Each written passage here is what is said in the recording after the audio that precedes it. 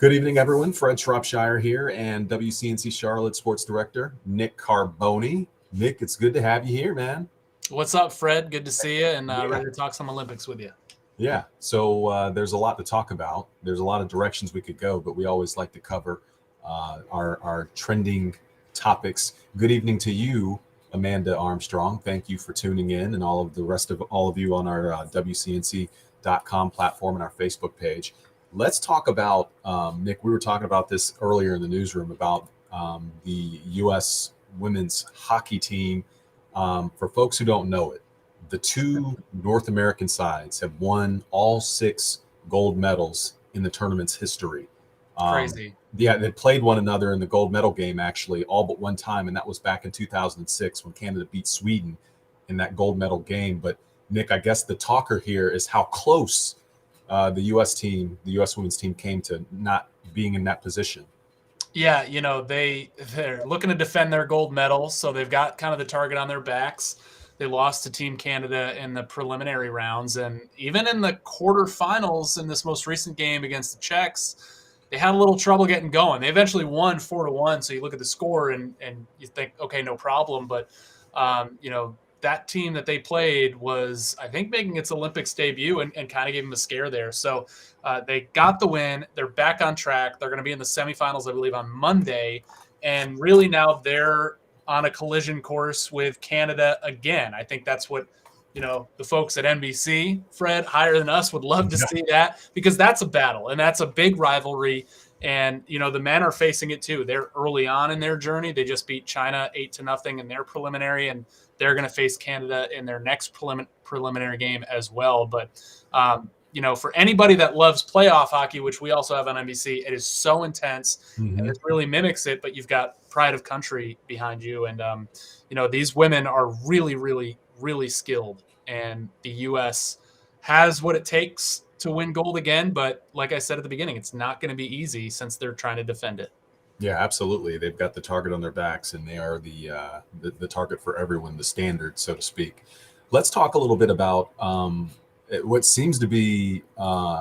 It's actually a first, right? We have the first Black skeleton athlete to compete for the U.S. Olympics, but you also have a connection with this athlete, which is interesting. It was funny to see it pop up on my feed because I did not know Kelly Curtis at Little Springfield College, about an hour west of Boston. But we did go there at the same time. I think it must have timed out that I was a senior when she was a freshman. She's class of 2012. And then I saw a picture of her and I was like, oh yeah, it's a small campus. So I recognized her. She was a heptathlete at Springfield College. And like a lot of track and field athletes, or like a lot of, skeleton, bobsled, monobob athletes, they're coming from these track and field backgrounds. They have no experience with what she's doing there in the picture, which is going down a hill of ice at 85 miles an hour. That is so frightening to me. The first time she saw that, she was already in Lake Placid to be trained to do it. So really interesting. And yes, she's the first Black athlete for the U.S.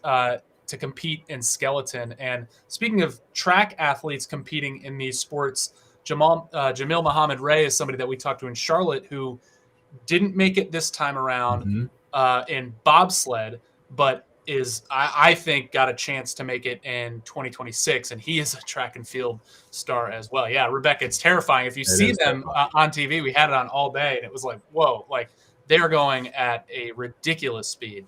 And the thing about it too, the thing that's so scary about this too, is that they are controlling this thing with little minute adjustments of their shoulders and their hips, like really small movements. They're putting their toes on the ice to kind of steer and slow things down. I mean, there's so many little micro movements at that speed. I mean, I just can't even imagine it. I know they're so focused, Fred, on like not hitting the side and getting the line that they need to take down the track to get the best speed. I'd be happy if I made it down, man, still on that thing. So it's an incredible sport. It's one of the sports I love to watch. That, luge, bobsled, all of the sliding events I really, really enjoy. Yeah. Well, speaking of the sliding events, I know there's something that that all of these athletes use. that's produced right here in our area. It's the Tessa Tape, correct? Yeah, this is a great connection for us. This company is called Tessa Tape. It's based in Germany where they call it Tessa Tape, but I did get permission from like all the U.S. athletes that use it, they call it Tessa Tape. That's what it looks like, Tessa. And it's basically like a really high quality, I don't know, duct tape, electrical tape. It's a cloth tape. The North American headquarters is in South Park in Charlotte, and they are an official sponsor of U.S. bobsled and skeleton. And the skeleton sleds that we're watching right now are where the athletes use it the most. I mean, they cover their sleds in this stuff to keep the sled together, and they put it on the grips to keep them on the sled. So they rely on it. Tessa has provided thousands of rolls over the years to specifically the skeleton athletes. So really cool connection that I didn't know about heading into the games, but now that I see all the images and the video of these sleds, you see it all over the place. And when you see them preparing in between runs, they've usually got a roll of it in their hands and they're cutting it and using it to kind of form around the sled. This looks like the tape that we have on our floor inside the studio. Yeah, not quite. This is like really durable because the other part of it is, they form it around the corners and the edges. Yeah, you can see that. It has to be so durable that when they're going 85 to 90 miles an hour, it doesn't fray. Because it keeps them aerodynamic. These athletes aren't going to use a product that starts to flap in the wind. Oh no! Because they need the fractions of a second. They all matter. So they've really. It's kind of funny how it came about. The company found out the athletes were using it, and they were like, "Well, why don't we help you out a little bit? We'll give some rolls to you," and they provide some financial backing as well. Yeah. Very fascinating, really interesting. I know that we have, there are a number of events that have happened so far, and we've watched athletes. We've fallen in love with many of them. They all have amazing stories, but there are some in particular who we should still be paying attention to, even though we've seen them already. One of them would be Mikaela Shiffrin, who, I mean, everyone has responded to. All you heard about was the response that we saw her have, the emotional response that we saw her have the other day. Yeah, and sitting on the side of that slalom for 20 to 25 minutes, just, devastated, obviously, by a second early exit, but she's not done. And I think a lot of us are holding on to hope that she can redeem herself with a medal. I mean, just staying in the games in itself mentally is incredible for her. She participated in Super G last night, and I think she had fun with it. I mean, it looked fun. They're flying down the hill. But she had fun. She finished it. I think it kind of showed her like, okay, at some point she just said, I think I forgot what I was doing. Yeah. So she finished 9th in that, but she's still got the combined events, which mixes skiing disciplines, and the downhill event next week. So I think 2 more individual events that she's really good at. So it's been good to see her kind of get up from those 2 early exits and devastating moments.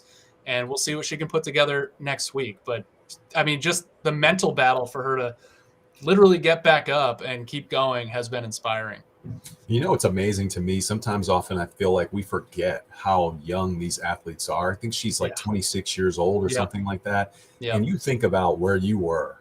What kind of pressure could you withstand when you were 26 years old on an international stage? Yeah. It truly is amazing. It's a lot. And I talked to Dan Jansen a couple of days ago on one of these, and he faltered in his first Olympics. And he had to, I think his 3rd Olympics is where he got his gold medal in his last ever race. Yeah.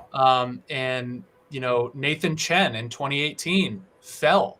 Yeah. He comes back to win gold at just 22. So it's an incredible amount of pressure. And I think we're all starting to realize that.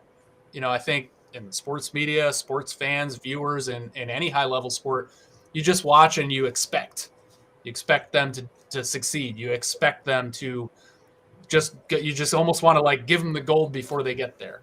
Yeah. And you forget that, they've got quite the mental battle just to perform at that level. Yeah. And speaking of age, Jordan Stolz, is only 19 years old? Yeah, 17. He's or 17. Yeah, even younger. And I know we don't want to place the expectations, but the expectations are there for this guy. He's from Kewaskum, Wisconsin, and he was expected by a lot of people in speed skating to be in the 2026 Olympics.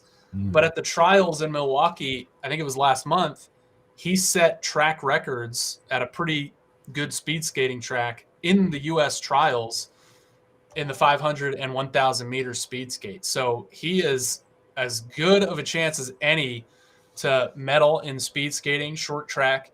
And I think we're going to start to see him tomorrow in the 500 meters. So just as we kind of heard the names Nathan Chen, Chloe Kim, and gold medalists this week, I think Jordan Stolz is somebody we're going to hear a lot about next week.